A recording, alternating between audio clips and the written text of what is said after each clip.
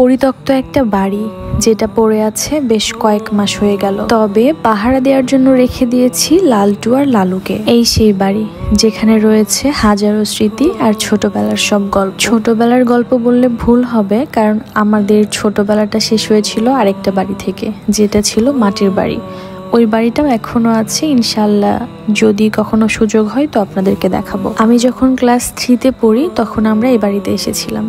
Class 3 মানে অনেক ছোট ছিলাম তখন। অনেক খুশি হয়েছিলাম, কারণ আমাদের মাটির বাড়ি থেকে আমার স্কুলটা অনেক দূরে হতো, বাট এই বাড়িটা থেকে আমাদের স্কুল ছিল অনেক কাছে। ছোটবেলার জীবন মানে কত সুন্দর, তাই না? হাসি, খেলাধুলা সবকিছু নিয়ে পড়ে থাকতাম সব সময়। এভাবেই পার হয়ে গেল বেশ কয়েকটা বছর। একদিন হঠাৎ করে একটা খুব খারাপ দিন এলো আমাদের জীবনে, যেটা আমাদের জীবনের সবচেয়ে খারাপ দিন বলতে পারেন। একদিন হঠাৎ করে বাবা আমাদের সবাইকে ছেড়ে চলে যায়। আমি শুনেছি ভালো মানুষকে নাকি আল্লাহ বেশি দিন পৃথিবীতে রাখে না। বাবাও চলে গেল আর বদলে গেল আমাদের জীবনটা। আমি এই কথাগুলো এর আগে কখনোই আপনাদেরকে বলিনি, বাট এই পরিত্যক্ত বাড়িটা দেখে হঠাৎ করেই কেন জানি মনে পড়ছে সবকিছু।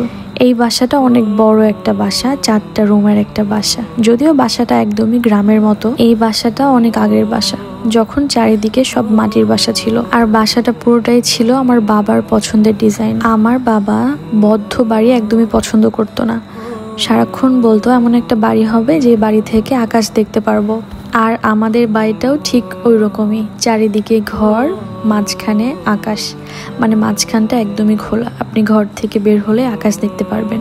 কিন্তু সেই শখের বাড়িটার আজকে কি অবস্থা? আসলে আমাদের জীবনটাই আজকে আমরা খুব বেশি চিন্তা ভাবনা পরিকল্পনা করে একটা জিনিস করছি, বাট এই জিনিসটা কতদিন চিরস্থায়ী হবে এটা আমরা কেউ বলতে পারবো না। আমাদের বাড়িটা করার পর বেশি দিন আমার আব্বু এই বাসায় থাকতে পারেনি। এটাই ভাগ্য।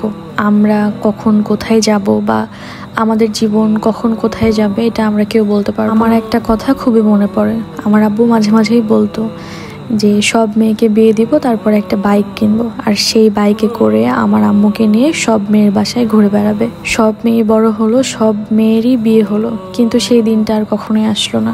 যাই হোক, আপনাদেরকে শুরুতেই বললাম এই বাড়িটা দেখাশোনা করে এই দুইজন, লালটু আর লালু। খুব অল্প দিন হয়েছে ওদের আমাদের বাড়িতে নিয়ে আসা, বেশি দিন হয়নি।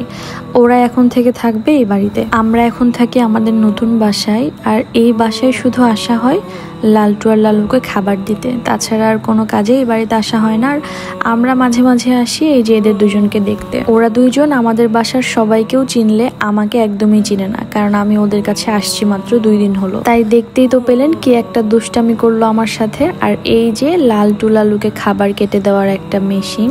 সো আজকের ভিডিও এখানে শেষ করছি। সবাই ভালো থাকবেন, সুস্থ থাকবেন। আল্লাহ হাফেজ।